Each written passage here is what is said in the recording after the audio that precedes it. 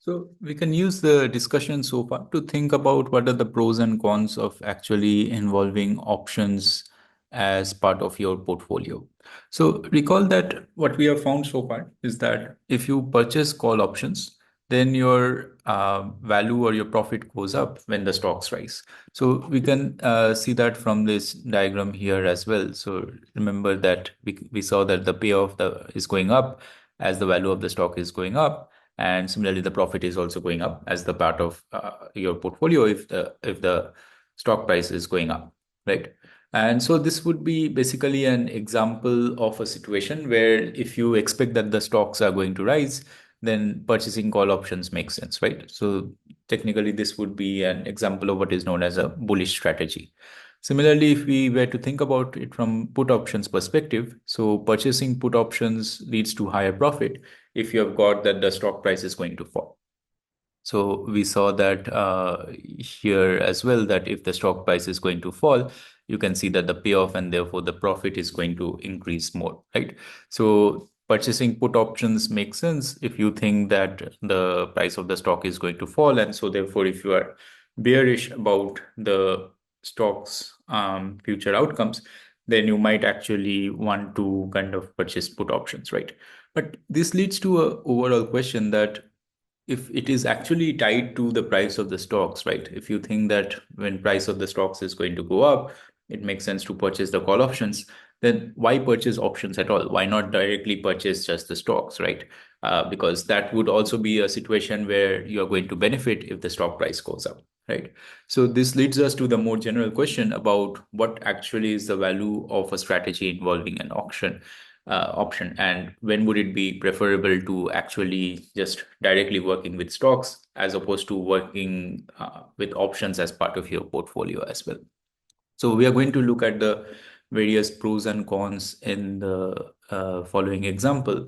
So this is, of course, just our starting point, but this, I think, nicely illustrates some of the value of having options and, of course, some of the dangers of having options as part of your portfolio as well, right?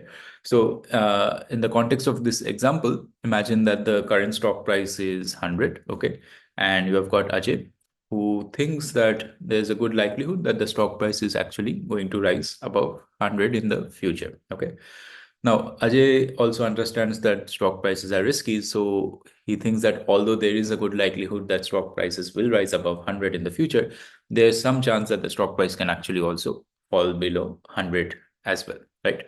So he's thinking about what investments to make, and he looks around and he discovers that there is a market for call options as well, and it's possible to actually purchase call options in this market. Okay, so in this call option, what he finds is that 1 year maturity call options with a strike price of 100 is available to purchase at a price of 10, and this price is something that he has to pay now, okay, if he wants to purchase it. And he also sees that there are safe assets available as well. So we are going to refer to them as T-bills. This basically stands for the treasury bills, which are the US government bonds. You can think of it like that. And the interest rate that is available on the safe asset is 3%.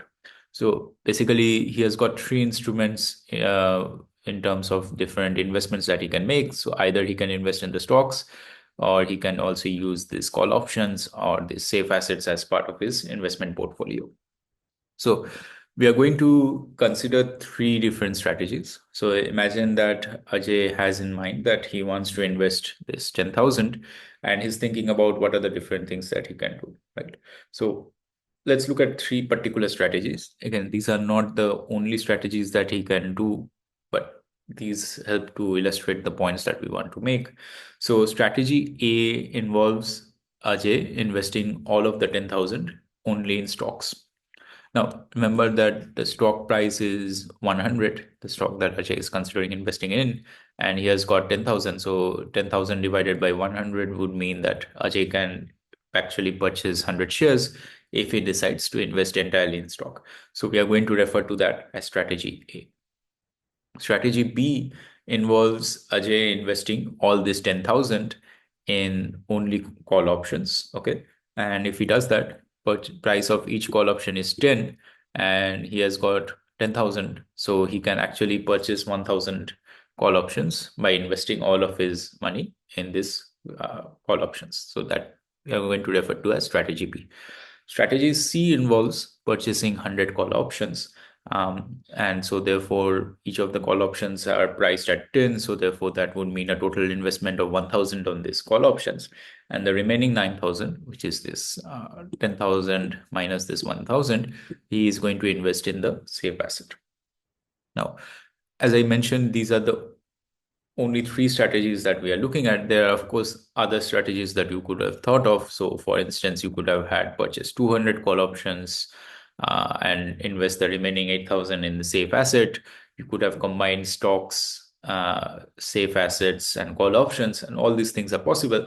It's just that we want to illustrate a few points, and in order to make that point more clearly, it makes sense for us to just look at these three strategies, right? You can look at other strategies, but for now we are going to only focus on these three strategies. So what we are going to do next is that we are going to look at what is going to be the value of these different portfolios based on what's going to be the stock price 1 year later. So in this table, what we have listed is the three portfolios corresponding to these three different strategies. And here what you see, 95, 100, 105, 110, 115, and 20, this corresponds to the stock price 1 year later. Okay. So what we are interested in figuring out first is what's going to be the value of these different portfolios for these different stock prices 1 year later. So for instance, let's look at portfolio A. Suppose that the value of the stock drops down to 95 1 year later. Remember, the current stock price was 100, but suppose 1 year later that the stock drops down to 95 per share. Okay. What's going to be the value of portfolio A? Remember, portfolio A was about 100 shares, right?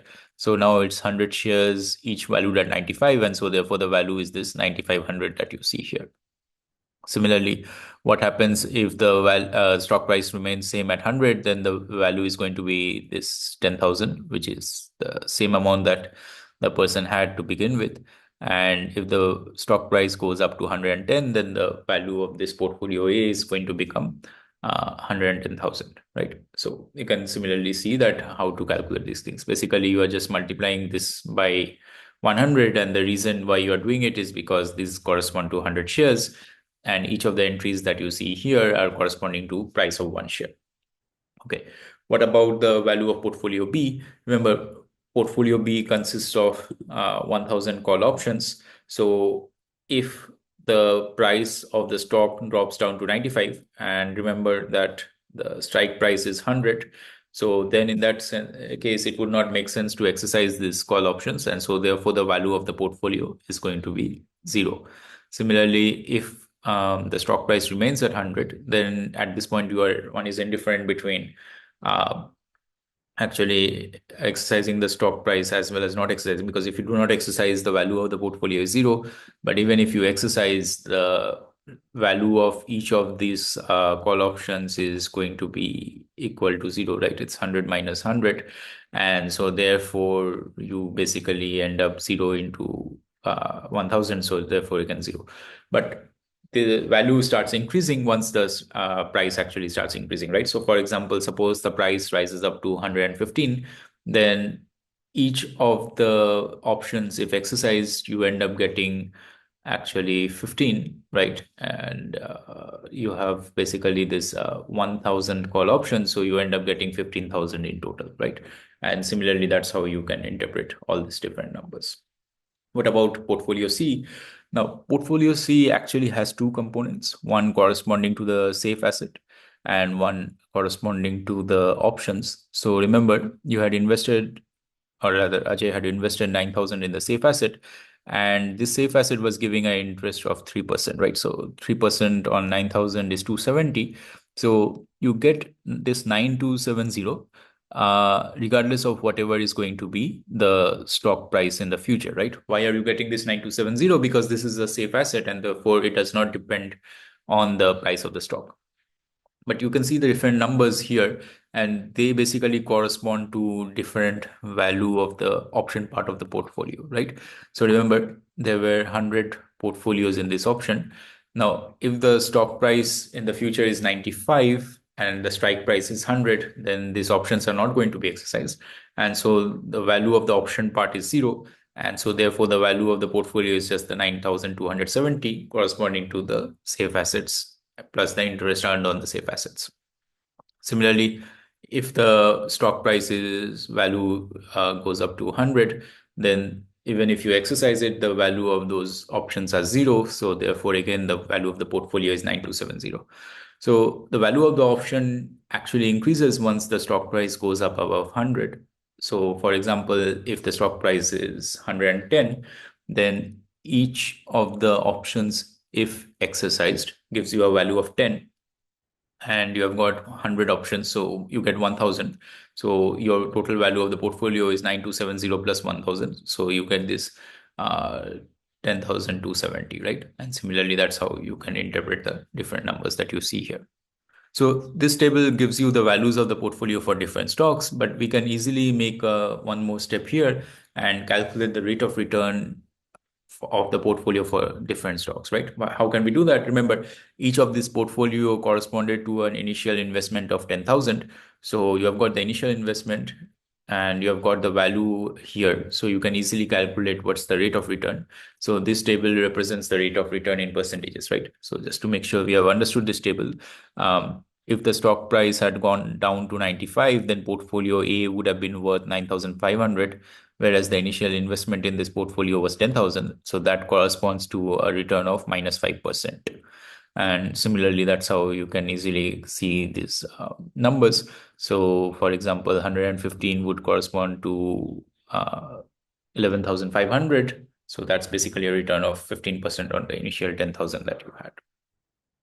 Now, the interesting thing is about portfolio B. So the value of the portfolio becomes zero if the stock price is 95. And initially you had put in 10,000. So therefore the return is minus 100%. Basically, you end up losing all your money. And similarly, if it's 100, so again, it's value equal to zero, so minus 100%. But for example, if the value actually goes up to if the stock price goes up to 120, then the value of this becomes 20,000. And so therefore, this is a return of 100%. You can similarly calculate the numbers that you have for this portfolio C based on the initial investment of that. And here in this graph, what we have done is actually plotted the rate of return of these different portfolios A, B, and C corresponding to different stock prices, right? So this is more general than just these numbers, the 6 numbers that we have listed here. This does it for all stock prices from 84 to 120. And the red one corresponds to portfolio A. So this is the all stocks option where you just Ajay had just purchased the stocks. Then the dashed line that you see here corresponds to portfolio B. This is the one where only options were purchased. And you can see that this is taking a value of minus 100% till the stock price reaches 100, and only after that do the rates of return start going up, right? Why is it minus 100% till this point? Because the value of portfolio is equal to zero till you reach 100, right? And therefore you are losing all your money, and so therefore that's the minus 100%. And finally, here you can also see that you have got this the portfolio C's rate of return. So remember, that's going to take a value of minus 7.3 till you reach 100, and then after that it starts going up, right? So what are some lessons that we learned about having options as part of our portfolio? So if we were to compare, for instance, portfolios B and A, we can see, so firstly, what is portfolio B and A? So portfolio A, remember, is all stocks, and portfolio B is the one all options, right? So you can see that the value of the call options respond more than proportionately to changes in stock prices, right? So here, if you see, remember, this was the benchmark 100, and you can see that if the stock price goes down, then you can see that this is going to be much sharper fall in the value of portfolio, right? On the other hand, if the stock price is going up, which are these cases, you can see that the option portfolio is kind of like rising much more faster compared to the rise in the portfolio corresponding to the share, right? So in that sense, it's actually going to have a multiplier kind of like a thing where the effects are much more magnified if you have only options, right? And you can see that here that compared to this rise that you see here, the rise is much more sharper if you have only options, right? So that's what we mean when we say that the value of the call options are responding more than proportionately to the changes in the stock prices. Okay, whereas you can see that this is actually a steady kind of like increase, right? Okay, so that's one part where you can see that having options actually allows you to multiply these effects, which can be good if the price is going up. But of course, if the price is going down, then that means that you end up losing all your money if you have this only options that are there, right? Okay, what about the other side, which is the insurance aspect of options? So if we now compare portfolio C and A, so remember, A was all stocks, C was safe assets plus options. So what we find is that options provide an insurance option, right? In the sense that if you look at portfolio C, and you could have actually calculated this for all the other prices as well, you can see that the price never goes below 9,270, right? Why is that? Because remember, you had invested 9,000 in the safe asset, and that's always going to give you a return of value of 9270, right? And the call options are either going to be worth zero or something greater than zero, right? So therefore, you always end up getting 9270. Or if we were to say this in terms of returns, the lowest return that you are going to get by following option C is minus 7.3, right? You cannot go below that. But if you look at if you look at this graph here, you can actually have a much lower return if you had just followed a strategy involving stocks, right? So this is the red line, and you can see that around 84, this is also almost reaching 20%, right? Negative of 20%. So, and for example, if this had like gone down to zero, the stock price, then you would end up with actually a return of minus 100%, right? Whereas the lowest that you are going to get if you had used portfolio C is a return of minus 7.3%.